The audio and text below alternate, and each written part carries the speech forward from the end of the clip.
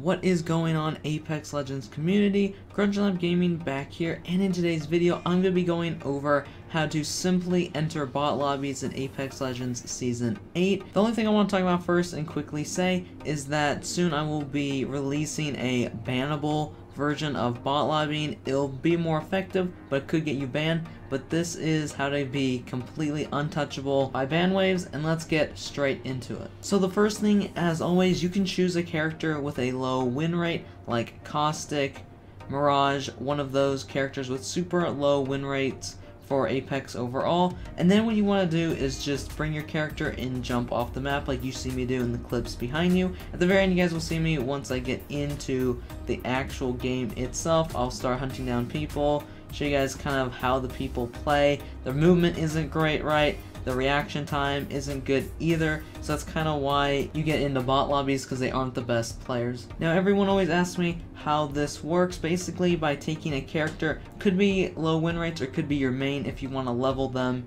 into lobbies like that. Basically what you will do is take your main, like I've already said, and then take them and then get to the actual load up a game, right? Duos or trios, prefer it in trios, but you can do duos as well like me.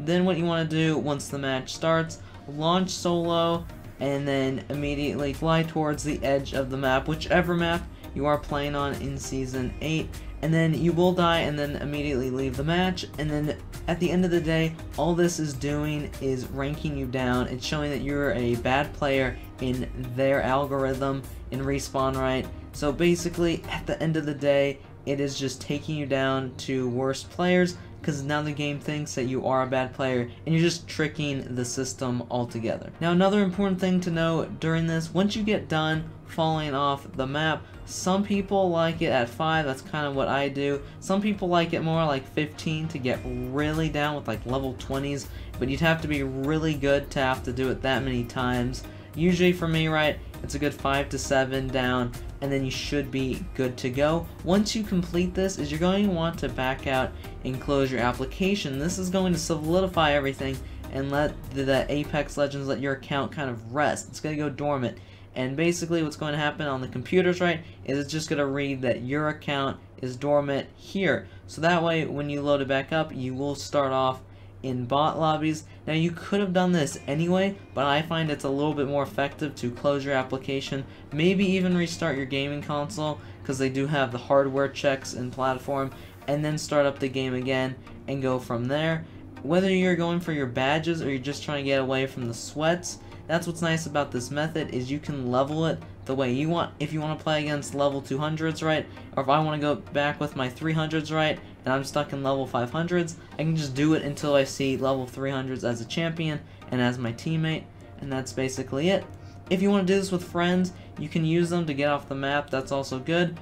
But when joining or trying to get your friends into bot lobbies, it's better that they join who's ever been doing it, because they are going to be tanking the KD, right? They're going to be the players that are going to bring you in, and then the guests, right? Their KD and skill-based matchmaking rank kind of is a lot. It's like 25% to 75%, so it still counts for something.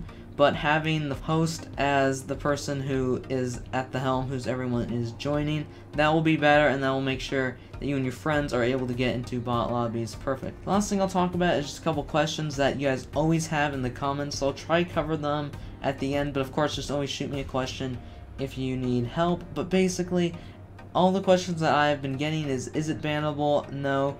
And another one is, what legend do I use if I don't have any other legends unlocked? Honestly, every legend that you get off, like the starter pack legends, those all have actually high to mid win range, and only the bought and paid for ones like Mirage and Caustic have very low win rates.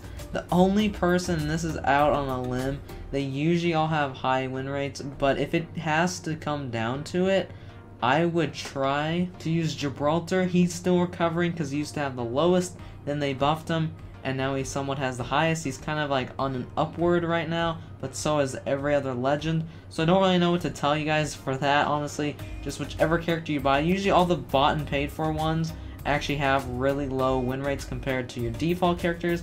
I don't know why, and I don't know if some people just prefer to stick to these because they don't have anything to buy, and then once they do have enough tokens, they get set in their ways with one of these other legends. So that's what I'm thinking. But anyway, any other alt legend will do you well. Thank you guys so much for watching. Remember, I do have that video coming out soon, so make sure to stick around. It is bannable, and I'll be explaining it to you in the next video, the next bot lobby video that is. Anyway, hope you guys all have a great day. Subscribe for more, and I'll see you guys all in the next video. Bye guys.